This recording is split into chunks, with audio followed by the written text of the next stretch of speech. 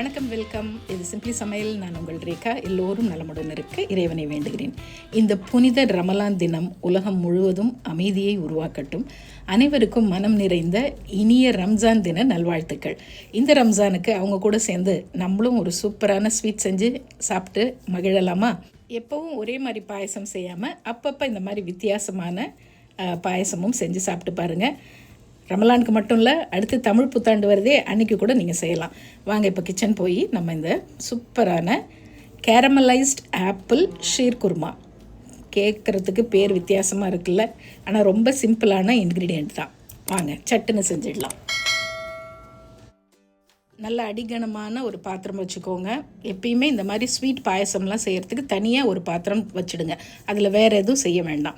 ஒரு 50 ml தண்ணி ஊற்றுங்க. தண்ணி கொஞ்சம் கொதித்ததுக்கப்புறமா 1 லிட்டர் பால் நான் சேர்க்குறேன். தண்ணியே அதில் ஊற்றுறோன்னா, இந்த மாதிரி தண்ணி ஊற்றி கொதித்ததுக்கப்புறம் பால் சேர்த்திங்கன்னா பால் அடி பிடிக்காது. அதுக்காக தான். ஸோ மிதமான தீயில் இந்த பால் கொஞ்சம் நல்லா அப்படி கொதிக்க ஆரம்பிக்கிட்டோம். அதுக்குள்ளே நம்ம என்ன பண்ணலாம், இதுக்கு தேவையான மற்ற விஷயங்களை செய்ய ஆரம்பிச்சிடலாம். ஒரு பேன் வச்சுக்கோங்க. 1 டேபிள் ஸ்பூன் நெய் ஊற்றிருக்கேன். இதில் நிறைய நட்ஸ் போடுவாங்க. உங்களுக்கு விருப்பமான எந்த நட்ஸ் வேணாலும் நீங்கள் சேர்க்கலாம். நான் இன்றைக்கி முந்திரியும் பாதாமும் சேர்க்குறேன். வெள்ளரி விதை சேர்ப்பாங்க, அப்புறம் பிஸ்தா சேர்ப்பாங்க, இப்படி நிறைய இருக்கும். இப்போ பொன்னிறமாக வறுத்துட்டு இதை தனியாக எடுத்து வச்சிடலாம். நெய்யை நல்லா வடிச்சிட்டு நீங்கள் எடுத்து வச்சிங்க. அதே நெய்யே போதும். அதில் ஒரு 50 கிராம் மட்டும் சேமியா, நல்ல மெல்லிஸாக இருக்கும் இல்லையா, அந்த மாதிரி சேமியா யூஸ் பண்ணுங்கள். 50 கிராம் போதும், ரொம்ப போட வேண்டாம். இது நான் செய்கிறது ஒரு 6லேருந்து 8 பேர் சாப்பிட்லாம். கொஞ்சம் நிறைய தாராளமாக சாப்பிட்டா 6 பேர், கொஞ்சம் சின்ன சின்ன கப்பளவு சாப்பிட்டா 8 பேர். ஸோ இந்த நெய்யில் மிதமான தீயில் வச்சு நல்ல பொன்னிறமாக வறுத்துக்குங்க. பாருங்கள், இந்த அளவுக்கு நல்ல கோல்டன் ப்ரௌனாக வறுத்து இதை அப்படியே தூக்கி தனியாக வச்சிடலாம் பக்கத்தில். இப்போ அதுக்குள்ளே பால் காஞ்சிடுச்சான்னு பார்க்கலாம். உங்கள் வீட்டு சமையல் அதிக சுவையாகவும் சீக்கிரமாகவும் செஞ்சு முடிக்க நீங்கள் எல்லோரும் என்னை ரொம்ப நாளாக கேட்டுட்டு இருந்த என்னுடைய ஸ்பெஷல் செந்தூர் மசாலாஸ் இப்போ உங்களுக்காக தயாராக இருக்குது. தேர்ந்தெடுக்கப்பட்ட முதல் தரமான பொருட்களை கொண்டு ட்ரெடிஷ்னல் கிரைண்டிங் ப்ராசஸில் எங்கள் வீட்டுக்கு நாங்கள் எப்படி அரைப்போமோ அதே மாதிரி உங்களுக்காகவும் நானும் என்னுடைய குழுவும் சேர்ந்து செஞ்சுருக்கோம். அதோட டீட்டெயில்ஸ் எல்லாம் டிஸ்கிரிப்ஷன் பாக்ஸில் கொடுத்துருக்கேன். ஸோ பால் கொதிக்க ஆரம்பிச்சிடுச்சு. அந்த கொதி வந்ததில் அதுக்கப்புறமா நீங்கள் ஃபுல்லாக சிம்மில் வச்சுருங்க. இப்போலேருந்து அடுத்த 10 நிமிஷம் பால் சிம்லேயே தான் இருக்கணும். ஹை தப்பி தவறி கூட ஹை ஃப்ளேம் வச்சிடாதீங்க. இந்த கொதிக்க ஆரம்பிச்சிருச்சு. இப்போ நம்ம வறுத்த அந்த பொன்னிறமாக வறுத்த சேமியாவை அந்த நெய்யோடு அப்படியே உள்ளே போட்டுடலாம். உள்ளே போட்டு 10 நிமிஷம் இந்த பால்லையே இந்த சேமியா வேகணும். ஸோ 2 நிமிஷத்துக்கு ஒரு தடவை 2 நிமிஷத்துக்கு ஒருவை பக்கத்துலேயே நின்று கிளறி விடுங்க. இப்போ வேக ஆரம்பிச்சிருச்சு. இதை அப்படியே பக்கத்தில் வச்சுட்டு மறுபடியும் அதே பேனை வைக்க போகிறேன். நல்ல 2 ஆப்பிள் எடுத்துக்கோங்க. 2 ஆப்பிளை தோலெல்லாம் நீக்கிட்டு நல்ல கேரட் துருவுறதில் இந்த மாதிரி மெல்லிஸாக துருவிக்கிங்க. மெல்லிஸ் துருவலாக தான் துருவணும். இப்போ இன்னொரு டேபிள் ஸ்பூன் நெய் போட்டிருக்கேன் பேனில். அதில் இந்த ஆப்பிளை உள்ளே போடுங்க. நல்லா வதக்குங்க. நெய்யில் ஆப்பிள் அப்படியே வதங்கணும். ஸோ நெய்யில் இந்த ஆப்பிள் வதங்கும் போது அப்படி ஒரு வாசனை சூப்பராக இருக்கும். இப்போ நல்லா வதங்கினதுக்கப்புறம் என்ன பண்ணுங்கள், நான் இன்றைக்கி நாட்டு சர்க்கரை சேர்க்குறேன். ஒரு 2 டேபிள் ஸ்பூன் அளவு நாட்டு சர்க்கரை. நாட்டு சர்க்கரை இல்லைன்னா நீங்கள் நார்மல் சர்க்கரை கூட சேர்த்துக்கலாம். நாட்டு சர்க்கரை சேர்த்து இந்த ஆப்பிளை கேரமலைஸ் பண்ணும்போது இதுக்கு ஒரு நல்ல டீப் ப்ரௌன் கலர் கிடைக்கும்.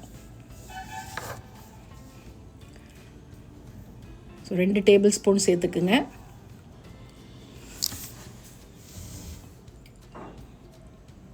அப்படியே நல்லா இது அப்படியே மிதமான தீயில் வச்சு வதக்க வதக்க அப்படியே சுருண்டு அந்த கேரமல் ஆகும். இந்த சர்க்கரையும் நெய்யும் ஸோ ஒன்றா சேர்ந்து இந்த மாதிரி அப்படியே கேரமல் ஆகி வந்துடும். இதை ஃபுல்லாக சிம்மரில் வச்சுடுங்க. இன்னும் ஒரு 2 நிமிஷம் அப்படியே வதக்குனிங்கன்னா அப்படியே ஜாம் மாதிரி சுருண்டுரும். ஸோ அந்த பக்கம் வந்தோன்னா நம்ம இதை எடுத்து வச்சிடலாம். அவ்வளோதான். இப்போ அதுக்குள்ளே பாருங்கள், பக்கத்தில் சிம்மரில் வச்ச நம்ம சேமியாவும் நல்லா வெந்துடுச்சு. இப்போ நான் இதில் என்கிட்ட கண்டென்ஸ்டு மில்க் இருந்துச்சு. கண்டென்ஸ்ட் மில்க் போட்டிங்கன்னா இது நல்ல ரிச்சாக ரொம்ப டேஸ்ட்டாக நம்ம ஸ்டார் ஹோட்டல்ஸில் தான் சாப்பிட்ற அளவுக்கு அந்த டிசர்ட் அவ்வளோ சூப்பராக இருக்கும். அப்படி இல்லை அப்படின்னு ஒரு சின்ன பாட்டில் கூட, சின்னது 150 கிராம் கூட நீங்கள் வாங்கிக்கலாம். அப்படி இல்லைன்னா ஒரு 80 கிராம் சர்க்கரை போட்டுக்கோங்க, உங்கள் விருப்பம். அது கண்டென்ஸ் மில்க் வந்து ஆப்ஷனல்.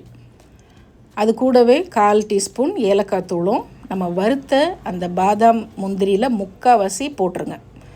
போட்டு ஒரு 2 நிமிஷம் அப்படியே இது கொதிக்கிட்டோம். அதுக்கப்புறம் பக்கத்துலேயே நம்ம அந்த ஆப்பிளும் ரெடியாக இருக்குது. ஆஃப் பண்ணியாச்சு இப்போ ஃப்ளேமை நான். ஸோ இது எல்லாம் நல்ல ஒரு கொதி வந்ததுக்கப்புறமா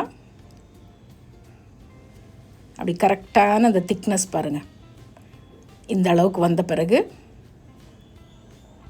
நம்ம ஃபுல்லாக இப்போ சிம்மர்லேயே தான் இருக்குது. பாருங்கள் எப்படி ஒரு பஞ்சாமிரதம் மாதிரி ஆயிடுச்சா, ஆப்பிள் ஜாம் மாதிரி இருக்கும். இந்த மாதிரி செஞ்சு நீங்கள் இந்த ப்ரெட்குள்ளே ஸ்டஃப் பண்ணி வச்சு கூட நீங்கள் குழந்தைங்களுக்கு கொடுக்கலாம் ஈவினிங் ஸ்நாக்காக. ஸோ இப்போ எல்லாம் சேர்த்து நல்லா கலந்து விட்டுடுங்க.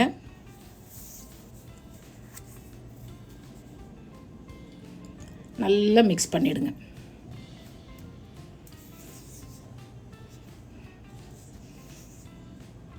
அவ்வளோதான்.